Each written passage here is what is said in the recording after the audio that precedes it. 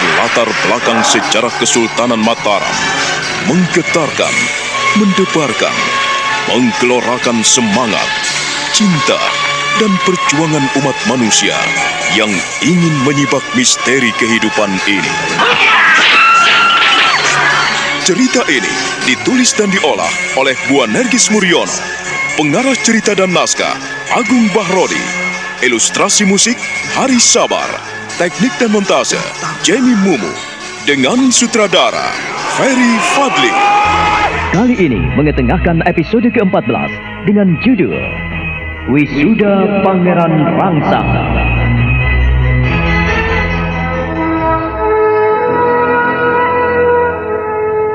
Panembahan Nyokrawati makin penasaran menghadapi seekor kijang jantan yang amat besar dengan tanduk bercabang-cabang. Kijang jantan itu sudah luka dengan beberapa buah anak panah yang melekat di tubuhnya, tetapi kijang jantan itu seolah-olah melindungi anak buahnya yang semakin jauh meninggalkannya. Kijang jantan itu makin memperlambat larinya dan meloncat-loncat seperti menghadang Panembahan Nyokrawati, Ki Wari, dan Pangeran Purboyo. Ia menantangku, Wari. Kang Mas Purboyo, biarkan aku sendiri yang menangkap kijang itu. Aku tidak akan membiarkannya lepas. Aku semakin penasaran. Hati Mas Prabu, hati-hati. Benar Kanjeng Sinuwun, hati-hati. Kijang itu nampak liar sekali. Dengan tombak genggam ini aku akan menangkapnya.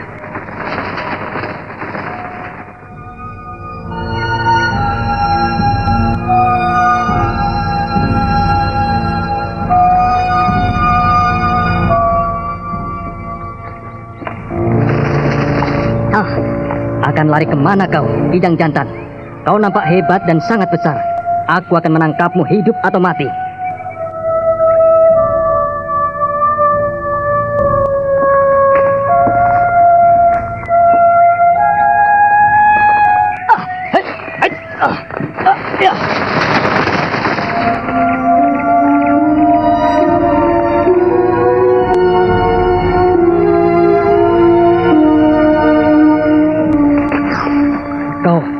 Kau nampaknya berani kepadaku. Kau melindungi kelompokmu, dan kau telah ditinggalkannya. Kini kau tinggal sendirian. Kijang yang hebat. Kau memang nampak gagah dan tampan. Tandukmu, ya, tandukmu yang bercabang-cabang itu begitu memikat hatiku, dan bulumu pun mengkilat. Badanmu gemuk sekali.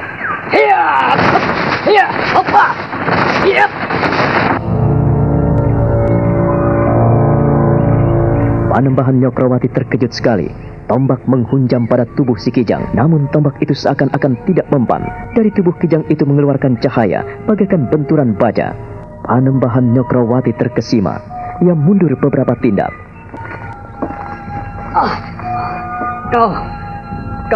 Kau bukan kijang biasa. Aku akan menangkapmu, apapun yang terjadi. Kalau kau seseorang yang membo-membo dirimu, baiklah, aku akan menundukkanmu. Terimalah ini.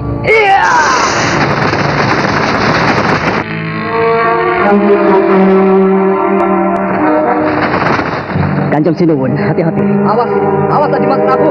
Kijang itu menyerangmu. Panembahan Nyokrawati semakin terkejut karena tombak genggamnya telah menancap pada leher binatang itu. Namun kijang itu masih memberikan perlawanan yang amat hebat. Kijang itu menerjangnya dan menyeruduknya hingga tubuh Panembahan Nyokrawati pun terluka oleh hunjaman tanduk-tanduk tajam kijang jantan itu.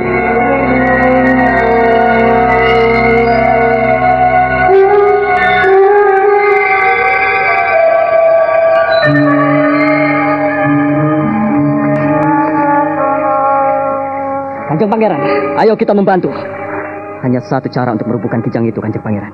Iya, aku tahu. Kita harus membutakan kijang itu. Ya, kijang itu tidak akan ambruk jika tidak dipanah kedua matanya. Kalau begitu, aku akan memanah mata kanannya dan kau memanah mata kirinya. Ia makin liar saja. Minggir!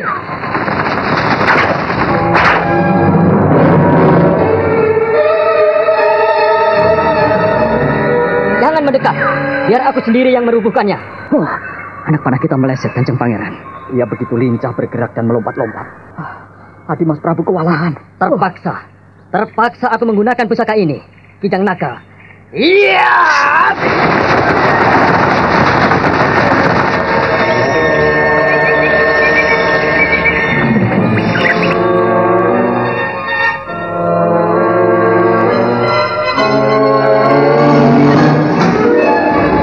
Akhirnya Panembahan Nyokrawati tidak sabar lagi. Ia mencabut keris Kiai Nogososro Sabuk Inten. Ia hunjamkan tepat pada dada kijang itu. Dan seketika binatang itu pun roboh ke tanah dan berkelojotan bersimbah darah dengan dada pecah.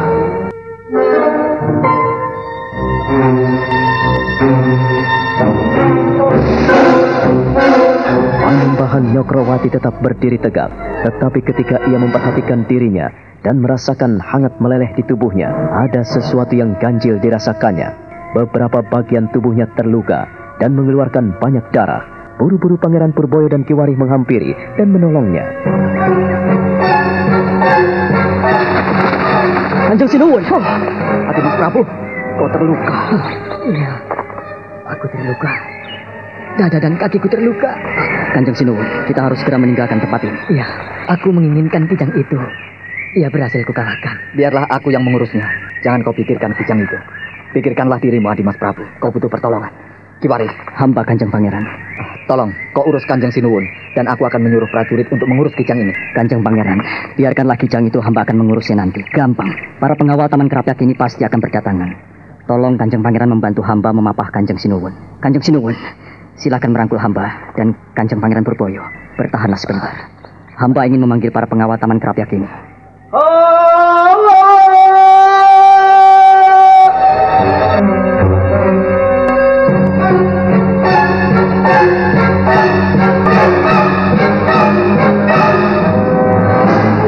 lama ketika Kiwarih berseru melengking membahana di hutan Kerapyak itu, maka bermunculanlah para pengawal Taman Kerapyak itu mendekati mereka. Dan mereka sangat terkejut karena melihat Panembahan Nyokrawati dalam keadaan terluka. Mereka pun sibuk. Ada yang mengurus kijang, ada yang membantu mendukung Panembahan Nyokrawati. Dan dengan cepat mereka bekerja untuk menyelamatkan junjungan mereka. Tolong kalian bantu Kanjeng Sinuwun untuk menuju ke pendopo. Dan sebagian dari kalian mengurus kijang yang telah melukai Kanjeng Sinuwun. Kijang itu telah tak berdaya. Bawalah ke kota raja dan aku akan mengurus Kanjeng Sinuwun. Baik, Kiwari. Kau jangan cemas, Wari. Aku tidak apa-apa. Aku masih bisa berjalan dengan baik. Tidak, Kanjeng Sinuwun. Kanjeng Sinuwun harus kami tanduk. Kanjeng Sinuwun harus mendengarkan hamba. Kami tidak ingin Kanjeng Sinuwun celaka. Benar, Dimas Prabu. Aku tak ingin kau celaka. Kau sudah banyak mengeluarkan darah. Tubuhmu banyak yang luka. Kami harus menandumu. Pengawal, hamba Kanjeng Pangeran. Menunggu apa lagi? Lekas, siapkan tandu dan angkat junjunganmu bawa ke kota Raja Mataram. Baik, Kanjeng Pangeran. Mengapa Kanjeng Romo bisa seperti ini? Kanjeng Romo terluka parah. Anak-anakku, aku tidak apa-apa. Hanya diseruduk kijang, tidak apa-apa. Sebentar lagi aku juga sembuh. Kalian tidak perlu cemas. Pergilah dan tinggalkan Kanjeng Romo istirahat. Biar ibu-ibumu yang menemaniku. Kanjeng Romo, rangsang anakku. Kau tidak perlu cemas pada Kanjeng Romo, Ger. Aku tidak apa-apa. Sebentar lagi juga sembuh. Tapi nampak Kanjeng Romo lemah sekali. Hamba tidak tega jika harus meninggalkan Kanjeng Romo. Hamba ingin selalu menemani Kanjeng Romo. Benar, hamba tidak ingin Kanjeng Romo menanggung beban seorang diri. Izinkanlah kami menemani Kanjeng Romo bersama Kanjeng Ibu. Ramamu tidak apa-apa, Pandansari. Rangsang, lebih baik kalian melakukan tugas dan melanjutkan kegiatan kalian lagi daripada harus menunggu ramamu di pembaringan seperti ini, Ger. Toh sudah ada ibu-ibumu di sini. Jangan mencemaskan Kanjeng Romo. Rangsang, hamba Kanjeng Romo. Daripada kau di sini, lebih baik bantulah Pamanmu Martoloyo agar ia bisa menunaikan tugas yang kuperintahkan kepadanya. Hamba Kanjeng Romo. Dan kau Nimas Pandansari. Hamba Kanjeng Romo. Ku minta lanjutkan kegiatanmu untuk melatih Serikandi-Serikandi Mataram. Bantulah Wulan sebaik-baiknya, semampu dirimu. Aku senang mendengar ceritamu. Pergilah kalian. Kanjeng Romo. Pergilah. Aku tidak apa-apa. Raden Mas Rangsang dan Putri Pandansari mencium tangan ayah mereka. Lalu mereka merangkak mundur sambil menyembah 3 kali sebelum akhirnya meninggalkan Panembahan Nyokrawati yang berbaring ditemani para istri dan selirnya. Mata Panembahan Nyokrawati tak berhenti mengikuti kepergian putra-putrinya. Ia tersenyum lembut penuh arti.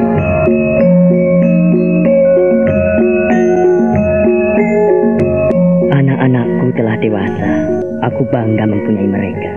Kang Mas Prabu, mereka pintar dan berusaha membantu apa yang Kang Mas lakukan. Benar, Kang Mas Prabu. Pandansari setiap siang menghimpun kawan-kawannya, dan bila malam tiba, Ia mengumpulkan mereka di Patir Tan Kaputren. Ia berhasil melatih 50 remaja putri di Mataram ini. Aku bangga istriku. Rangsang juga melakukan kegiatan yang luar biasa, Kang Mas. Ia mengumpulkan para taruna dan diajaknya berlatih olah kanuragan di Palagan Kesatrian. Inilah makna dan ungkapan yang sering disampaikan oleh Eyang Wulu waktu ia aktif mendalang di sini. Apakah kalian ingat? Tentang apa, Kang Mas? Iya, tentang apa, Kang Mas? Dalam kehidupan ini, kemudahan dan keperkasaan hanya terdapat pada anak-anak dan cucu kita. Sekalipun usiaku masih sangat muda, bahkan terlalu muda, tetapi aku sudah mulai merasa rapuh dan tidak mampu berbuat apa-apa. Mengapa Kang Mas Prabu bilang seperti itu? Kang Mas, jangan bilang macam-macam, Kang Mas. Kang Mas kan sedang terluka. Benar, Kang Mas Prabu. Kang Mas Prabu jangan berbicara hingga membuat kami bersedih. Kang Mas Prabu akan segera sembuh.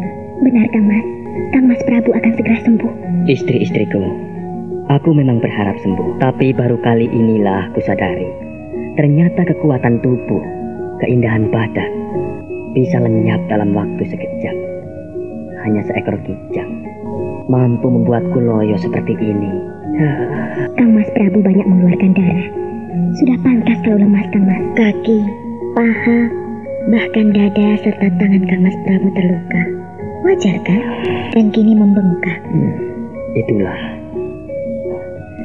Aku tidak ingin anak-anakku atau siapapun yang berburu jangan menggunakan tombak pendek. Jangan menggunakan tombak genggam. Lebih baik menggunakan anak panah atau tombak panjang. Iya, aku sudah merasakan bagaimana seekor kijang yang jinak bisa melukaiku separah ini. Tapi Kang Mas Prabu akan segera sembuh. Pasti, Kang Mas. Kang Mas Prabu pasti akan segera pulih. Ramuan-ramuan obat, rempah-rempah telah kami bubuhkan untuk mengobati luka Kanjeng Sinuwun. Ramuan-ramuan obat yang telah kami bikin sangat mujarab, Kang Mas. Siapa yang tidak berharap untuk lekas sembuh dari sakitnya? Badanku rasanya ngilu sekali. Jika tidak terluka, hamba pasti bersedia memijiti Kang Mas Prabu. Iya, Kang Mas. Hamba pun bersedia memijiti seperti biasanya. Istri-istriku, hamba Kang Mas Prabu. Mendekatlah kemari. Kalian semuanya mendekatlah kemari. Tolong kalian cabut jari jemari kakiku dan kau Ratu Adi. Hamba Kang Mas. Tolong kau cabuti jari jemari tangan kiriku. Hamba Kang Mas Prabu. Dan kau Lungayu. Hamba Kang Mas Prabu. Kau mencabuti jari jemari tangan kananku yang tidak terluka. Ku minta kalian hati-hati ya. Hamba Kang Mas Prabu. Para istri Panembahan Nyokrawati meladeni apa yang diinginkannya.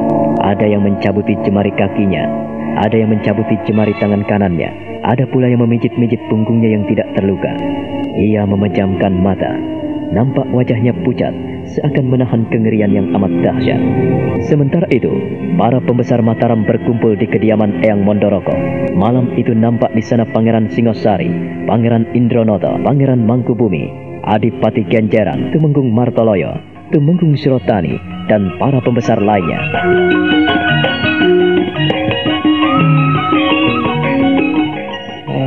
Kita sebetulnya terlalu lengah.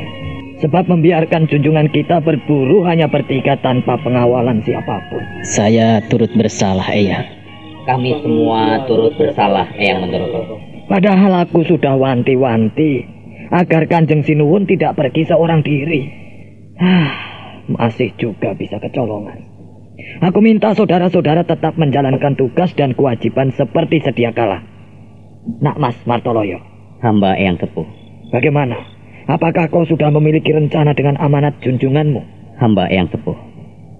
Hamba telah menugaskan 20 prajurit pilihan menuju ke Gresik. Mereka terus terang hamba sisipkan di antara pedagang agar mereka membayang-bayangi siapa saja yang berkeinginan membantu Surabaya, supaya menjegal mereka di tengah jalan. Bagus kalau begitu, bagus. Lalu bagaimana dengan wajib Beloyudo terhadap para taruna di Mataram ini? Dalam hal ini Kang Mas Surotani yang mengemban tugas. Sepenuhnya hamba serahkan pada Kang Mas Surotani. Hamba Eyang Sepuh, hamba telah mengumpulkan dan mengumumkan secara rahasia terhadap seluruh taruna Mataram agar mereka berlatih olah kanuragan. Bahkan Kanjeng Putri Pandansari pun ikut terlibat di dalam olah Beloyudo ini. Dia bersama Ten Ajeng Wulan sudah menggerakkan puluhan remaja putri sebagai prajurit istimewa di Mataram ini. Bagus. Bagus kalau begitu. Apakah saudara-saudara sudah mendengar berita terakhir? Apa yang dilakukan Pekik untuk menghadapi kita? Hamba, Eyang. Beberapa telik sandi telah datang dan menyampaikan hal itu pada hamba. Di mana Adimas Pekik telah mengerahkan prajurit-prajurit pilihannya. Mereka siap untuk perang besar menghadapi Mataram. Perang besar. Jika terpaksa, hal ini tidak bisa dihindarkan. Sabar anakku. Nak Mas Mangkubumi harus tahu, kita dalam keadaan berduka. Hati-hati, jangan sampai hal ini terdengar pada Kanjeng Sinuwun. Saudara-saudara tahu, keadaan badan, kondisi pikiran junjungan saudara-saudara saat ini kurang stabil. Kita harus menjaga hal ini. Saya minta kita bekerja dengan rapi. Eyang Sepuh jangan khawatir. Kami telah siap dengan segalanya, Eyang. Apapun yang dilakukan oleh Adipati Pekik, kami tidak akan keder. Kami tidak akan takut. Mataram jauh lebih siaga daripada mereka. Mereka baru mengadakan persiapan-persiapan. Tetapi kita telah matang dalam memiliki prajurit dan orang-orang yang berkepentingan dalam peperangan. Tapi kau harus hati-hati, Nak Mas Martoloyo. Kita perlu mengadakan penjajagan-penjajagan seperti saat menyelidiki Surabaya. Kalau perlu, kita harus mengadakan percobaan. Kalau mungkin, jangan sampai tercium bahwa yang melakukan penjajakan-penjajakan itu adalah kita. Kita akan tetap menjaga rahasia Mataram. Paman Martoloyo tentu sudah tahu sejauh mana kita melangkah dan bagaimana bertindak yang tepat. Operasi rahasia kedua ini hanya untuk Gresik. Di luar Gresik, kita akan menghadapi guncangan besar. Karena sasaran kita saat ini adalah kota Gresik, maka saya mohon kita mengalihkan pusat perhatian pada daerah lain. Ini menjaga agar operasi kita luput dari perhatian Pekik. Eyang Sepuh, anak buah hamba telah merampas 10 kapal dagang dari orang-orang Surabaya. Semua yang hadir di ruang pribadi Eyang Mondoroko itu terkesima dengan keterangan Tumenggung Martoloyo, Panglima Besar Mataram. Orang yang bercabang lebat dan gagah perkasa itu nampak berbinar-binar dan penuh semangat menjelaskan apa yang telah dilakukan anak buahnya pada para sepuh Mataram. Ada sinar iri, bangga, dan campur cemburu menghiasi wajah mereka saat memandang Tumenggung Martoloyo. Eyang Mondoroko tersenyum dingin dan menatap mereka satu persatu. Lalu terakhir, ia memandang Tumenggung Martoloyo dengan tajam.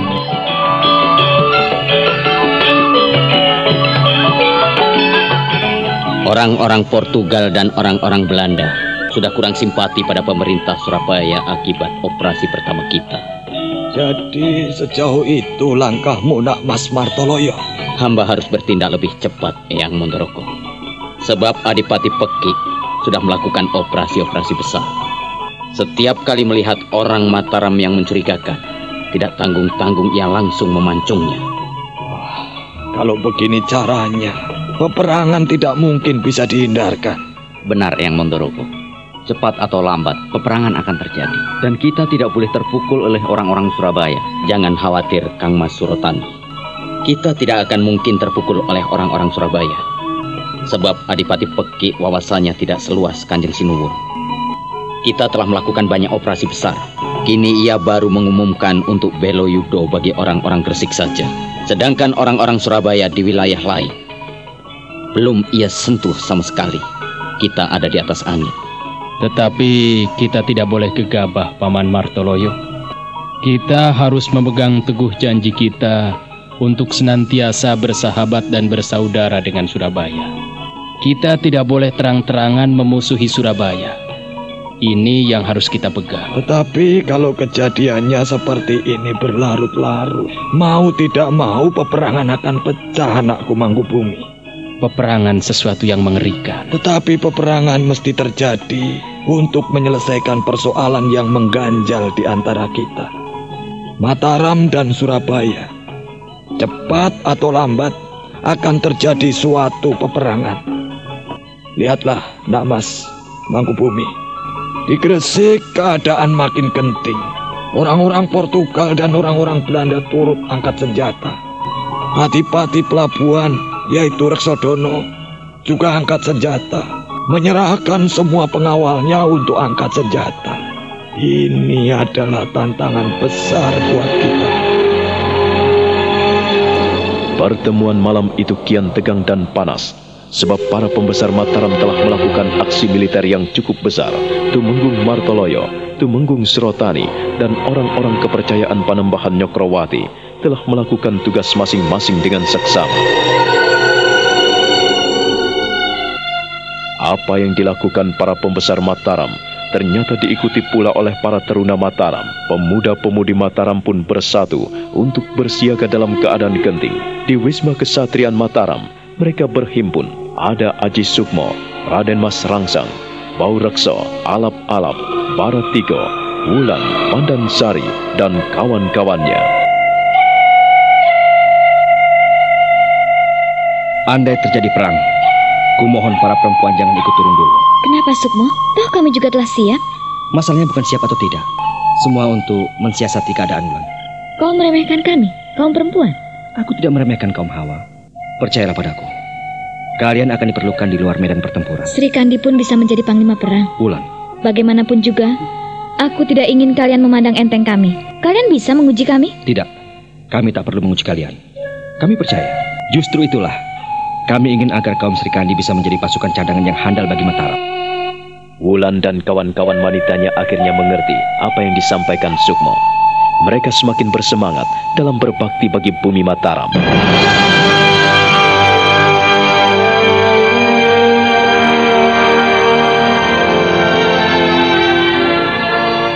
Sementara itu, Adipati Pekik dan Adipati Raksodono telah mengumumkan adanya belo yudo untuk orang-orang Gresik.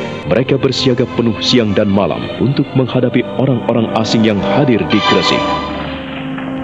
Paman Raksodono, jangan kaget Kanjeng Pangeran.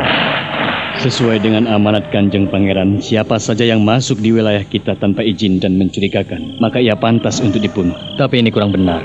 Kita seharusnya mendata orang-orang yang hadir di Gresik ini tanpa membunuh terlebih dahulu. Kalau perlu kita menangkapnya hidup-hidup. Sudah terlambat Kanjeng Pangeran. Orang-orang Kanjeng Pangeran dan orang-orang hamba sendiri sudah melakukan operasi. Aku khawatir. Apa yang Kanjeng Pangeran khawatirkan? Kita memiliki senjata. Kita memiliki prajurit-prajurit pilihan. Tidak perlu mengkhawatirkan sesuatu apapun tentang keamanan di sini. Keadaan Gresik makin genting. Kalau kita tidak melakukan tindak kekerasan, maka kita yang akan diinjak-injak. Kita terpaksa angkat senjata, atau kita harus mengumumkan perang? Kalau memang itu perlu, apa salahnya, Kanjeng Pangeran? Peperangan harus dijalankan untuk menyelesaikan orang-orang Mataram yang menghina dan mengejek kita.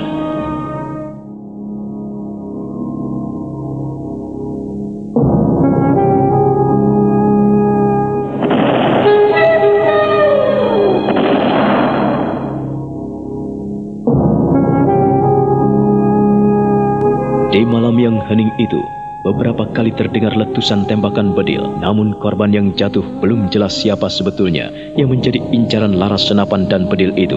Tetapi daya penciuman orang-orang Mataram yang sangat tajam membuat para pembesar Mataram mengambil tindakan tegas. Paman Genironggo, Hamba Kanjeng Tumenggung. kuterima laporanmu dan untuk operasi selanjutnya, kuminta Paman mengerahkan segenap prajurit pilihan dari Ponorogo dan sekitarnya untuk segera menuju ke wilayah Gresik. Hamba Tumenggung, hamba sungguh tidak terima jika orang-orang Gresik menembaki orang-orang Mataram yang datang ke sana. Mereka tidak tanggung-tanggung melakukan kekerasan. Kita harus menggebuk Gresik dengan peperangan. Iya, aku mengerti. Untuk itu kerahkanlah prajurit-prajurit pilihanmu. Tetapi kita harus lebih hati-hati, Kanjeng Tumenggung Martoloyo. Apa yang dilakukan prajurit-prajurit Gresik sudah di luar batas. Mereka harus lebih paham dan mengerti siapa orang-orang Mataram. Kita tidak akan tinggal diam. Namun semua itu kita harus berembuk. Kita harus memasang strategi. Bagaimana kita memasang jaring-jaring untuk menangkap mereka. Orang-orang Gresik harus kita jebak. Benar, supaya kita tidak melakukan kesalahan yang mengejutkan Eyang Giri. Perlu Paman Genironggo ketahui, dan Paman Panji Wirobumi harus paham tentang operasi militer yang dilakukan oleh Adipati Pekik. Sedikit pun tidak diketahui oleh Eyang Giri.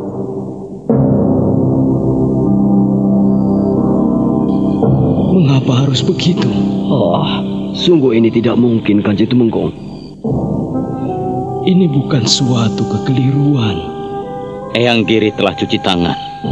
Beliau menyerahkan segala kebijaksanaan kepada anaknya.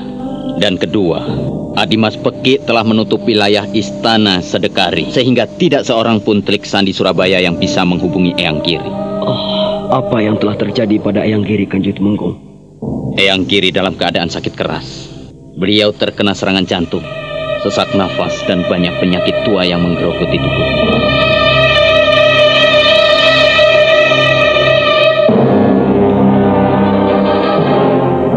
Kalau sampai berita ini terdengar oleh Eyang Giri, akibatnya bisa lebih parah. Kita siapkan peperangan. Tumenggung Martoloyo segera mengerahkan orang-orangnya dan para penguasa Ponorogo pun dilibatkan dalam operasi militer ke Gresik. Banyak prajurit pilihan yang telah dihimpun dan dikumpulkan untuk mendukung prajurit-prajurit Mataram terdahulu yang telah berada di Gresik. Pertemuan di malam buta itu membuat para pembesar Mataram semakin geram mendengar laporan-laporan bahwa banyak prajurit Mataram yang tertembak di Gresik.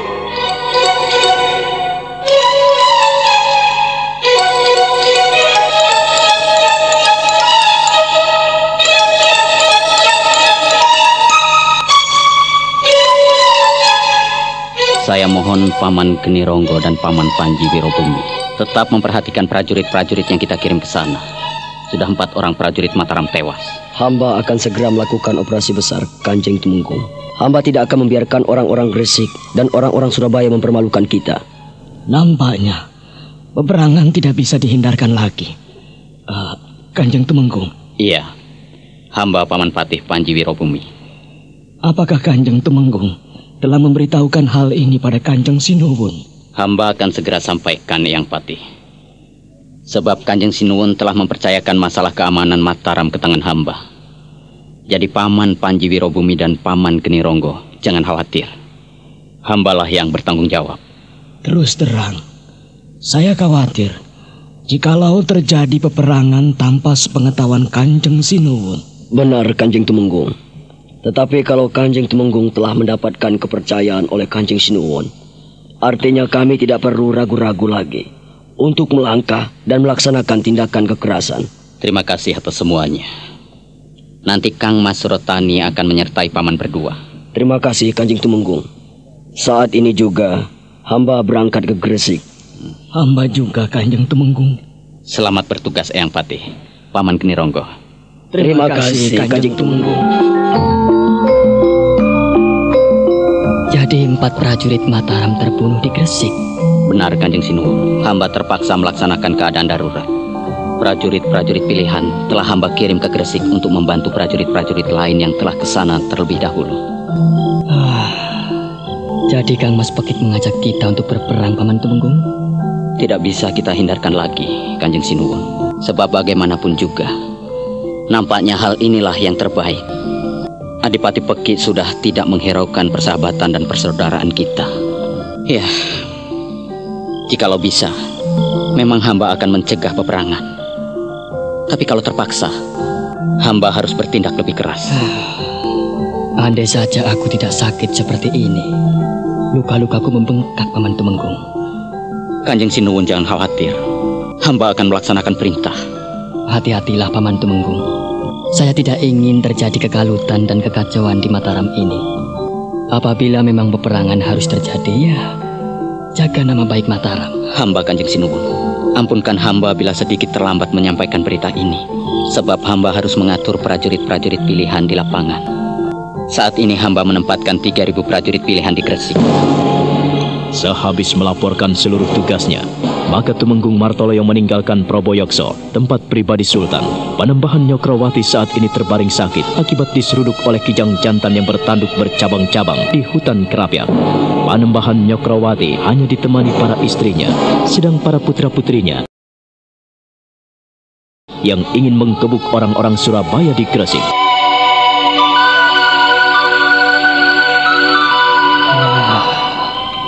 Istri-istriku, hamba Kanjeng Sinuwun. Aku tidak bisa berbuat apa-apa melihat kegentingan Mataram seperti ini. Bagaimanapun ini salahku, ini kaluputanku.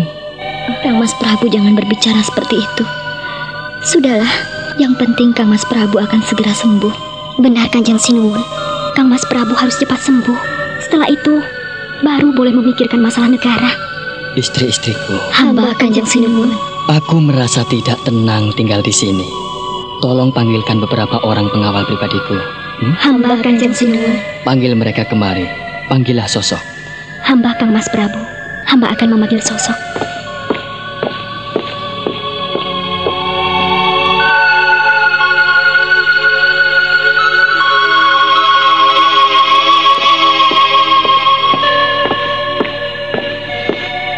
Hamba Kanjeng Sinuwun, hamba menghadap. Sosok, Hamba Kanjeng Sinuwun, aku ingin kau persiapkan kereta kudaku. Kanjeng Sinuwun, Kanjeng Sinuwun dalam keadaan sakit.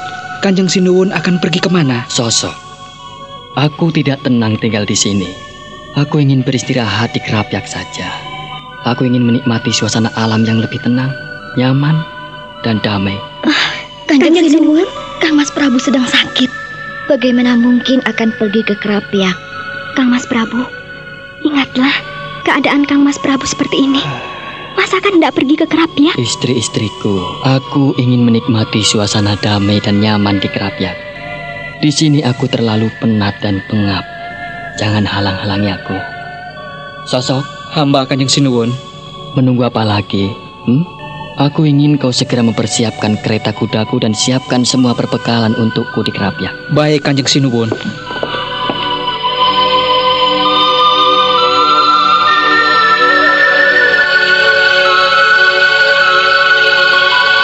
Sosok menghaturkan sembah 3 kali, lalu merangkak mundur meninggalkan ruang Praboyokso.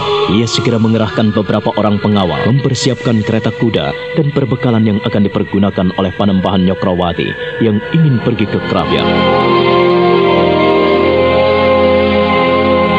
Para istri Panembahan Nyokrawati nampak cemas dan pucat. Mereka tidak rela apabila Panembahan Nyokrawati akan meninggalkan istana. Hal itu mereka sampaikan pada para putra-putri Panembahan Nyokrawati.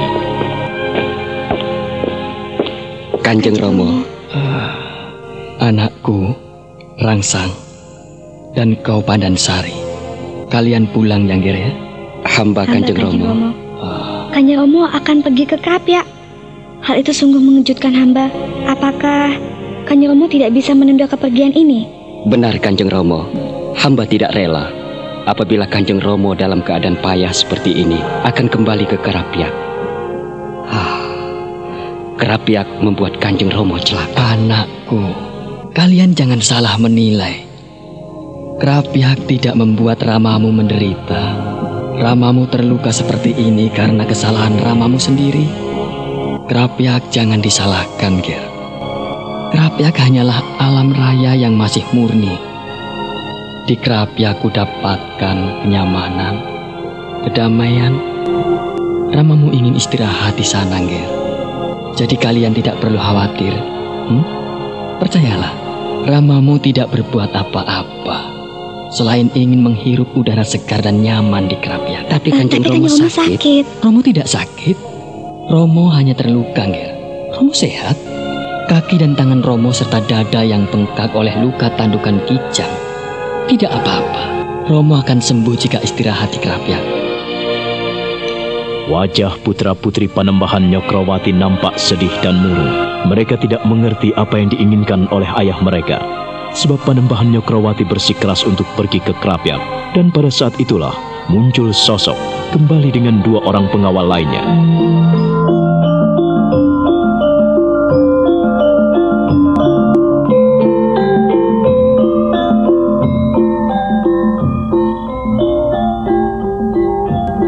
Apa kalian datang kemari? Malam-malam seperti ini, Kanjeng Romo tidak boleh pergi. Iya, aku sependapat denganmu, Adimas. Sosok, ada apa kau datang kemari? Ampunkan hamba Kanjeng Putri. Hamba hanya melaksanakan tugas. Kanjeng Romo tidak boleh pergi. Dan kalian tidak boleh membawa Kanjeng Romo meninggalkan istana. Kanjeng Romo tidak boleh meninggalkan kota raja. Tidak, aku tidak setuju. Iya, aku juga tidak setuju. Anak-anakku, Sosok tidak bersalah. Dia memenuhi tugas dan panggilan Romo. Kanjeng Romo. Malam ini juga Romo akan berangkat ke Kerapyak. Romo ingin menikmati perjalanan jauh dalam keheningan malam. Di atas kereta Romo juga bisa berbaring sambil menyaksikan bintang-bintang di langit. Menikmati hembusan angin malam. Kanjeng Romo, tidakkah Kanjeng Romo mengerti bahwa angin malam bisa menimbulkan sakit yang lebih parah pada Kanjeng Romo? Benar Kanjeng Romo. Adi Mas Pandansari benar. Angin malam bisa membuat Kanjeng Romo sakit lebih parah. Dengarkanlah kami Kanjeng Romo. Anak-anakku, sudah kukatakan kepada kalian, jikalau Romo itu tidak sakit, Romo sehat. Romo tidak apa-apa, Ger. Tapi Kanjeng Romo terluka. Kanjeng Romo terluka parah. Dalam keadaan payah seperti ini, kenapa Kanjeng Romo harus pergi? Pergilah kalian dan jangan pikirkan Romo.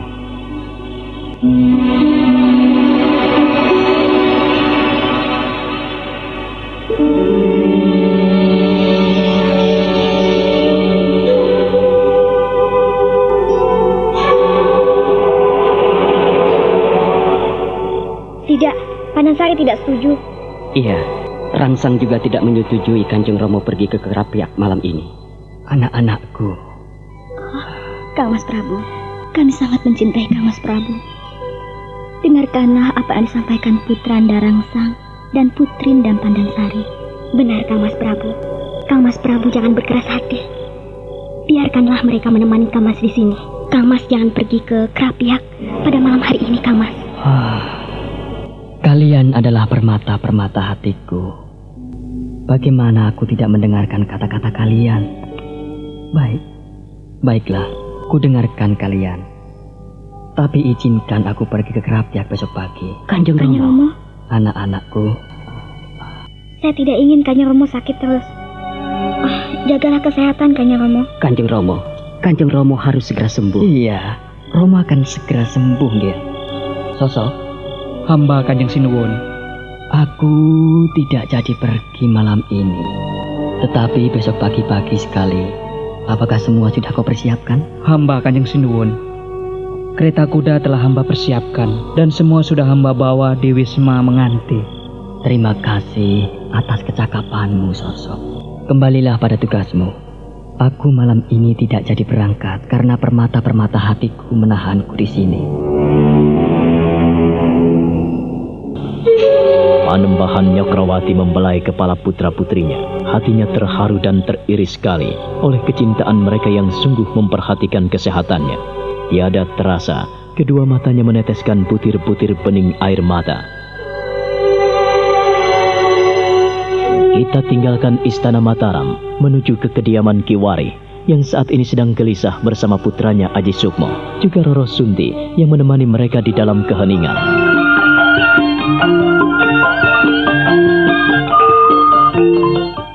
Aku sendiri tidak mengerti, anak-anakku, mengapa Kanjeng Sinuwun berkeras hati.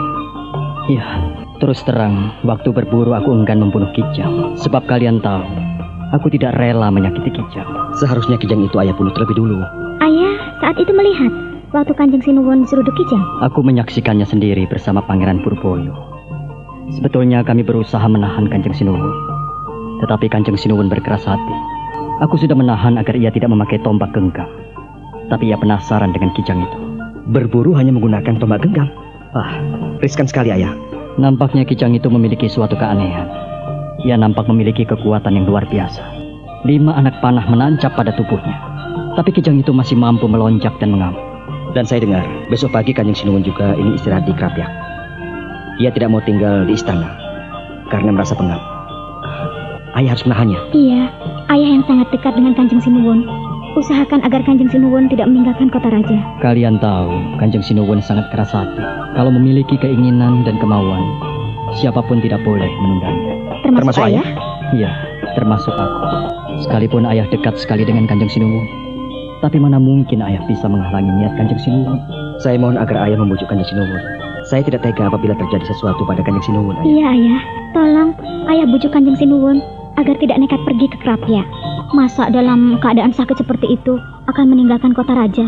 Lalu apa yang akan terjadi nanti? Baiklah, aku akan berusaha.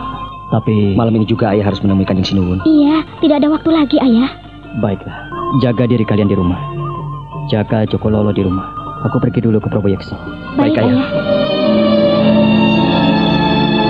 Di ujung malam itu pula, Kiwarih meninggalkan Roro Sunti dan Sukmo, meninggalkan wismanya menuju ke Wisma Praboyaksa, tempat kediaman Panembahan Nyokrawati yang sedang berbaring sakit karena luka tanduk kijang itu. Assalamualaikum. Waalaikumsalam. Wari. Selamat malam Kanjeng Sinuwun. Selamat malam, Wari. Selamat malam Kanjeng Putri, Kanjeng Pangeran, Kanjeng Ratu. Selamat malam, Kiwari. Ada apa, Wari? Nampaknya kau merasakan hatiku. Kau seperti tahu kalau aku tidak bisa tidur dengan tenang. Kau benar-benar sahabat karibku, Wari. Ampunkan hamba Kanjeng Sinuwun jika datang di Praboyaksa malam-malam begini mengganggu istirahat Kanjeng Sinuwun. Sudah kukatakan kepadamu, Wari. Kau tahu hati dan perasaanku. Aku gembira sekali menerima perhatianmu. Karena kau datang kemari, pasti kau merasakan bagaimana keadaanku di sini. Dan aku percaya, kau pun tahu jika aku ingin pergi ke Krapiak. Apakah begitu, Wari? Kanjeng Sinuwun, sekali lagi ampunkan hamba. Kanjeng Sinuwun. Wari, Katakanlah apa yang ada di hatimu. Jangan ragu-ragu. Aku mendengarkan dengan baik apa yang ingin kau sampaikan. Ayo, katakanlah. Ampunkan hamba Kanjeng Sinuwun.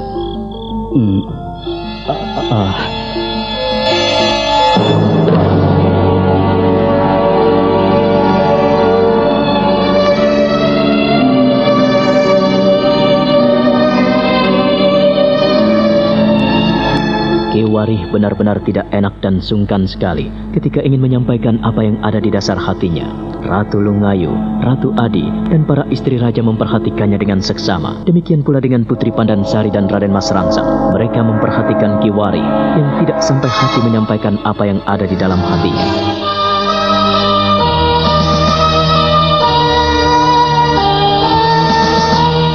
Nah, apa yang akan disampaikan oleh Kiwarih?